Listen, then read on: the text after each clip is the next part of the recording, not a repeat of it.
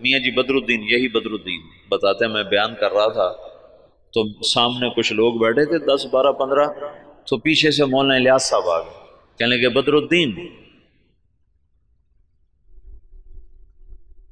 کن میں بیان کر رہے ہو، کن کو سنا رہے ہو، کن کو سنا رہے ہو؟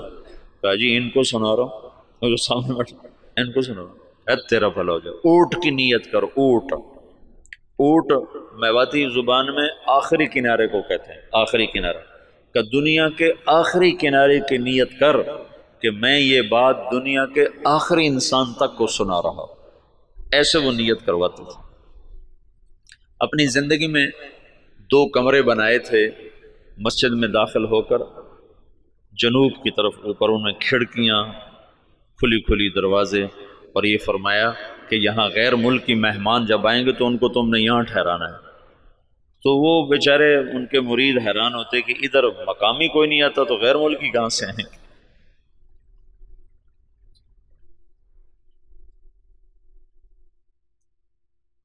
میاں جی دین محمد تھے جو حضرت مولانا الیاس صاحب کے ابتدائی خدام میں تھے، اور جو جماعت مولانا الیاس صاحب نے حضرت تھانوی کے خانقاہ تھانہ بھون بھیجی تھی، اس میں وہ اس جماعت میں ان کی تشکیل تھی۔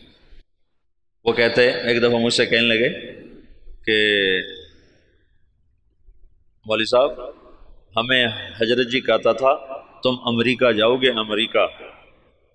تو ہم تو اتنے سیدھے سادے دیہاتی تھے کہ ہم یوں سمجھتے تھے امریکہ دلی سے آگے کسی شہر کا نام ہے، دلی سے آگے کسی شہر کا نام ہے جو ہمیں کہتا ہے کہ تم امریکہ جاؤ گے۔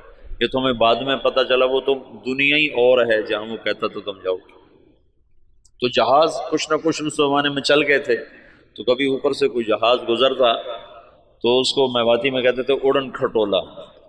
تو مولانا الیاس صاحب کہتے ہیں ان اڑن کھٹولوں میں تم تبلیغ کرنے جاؤ گے۔ تو ہم تو گدھوں پہ سوار ہونے والے تھے، ہم کہیں مولوی الیاس ہمارا مذاق اڑاتا ہے کہ ہم تو گدھوں پہ سوار ہونے والے، ہم اڑن کھٹولوں میں کہاں بیٹھیں گے؟ تو اللہ نے ان کو اڑن کھٹولوں میں بٹھایا،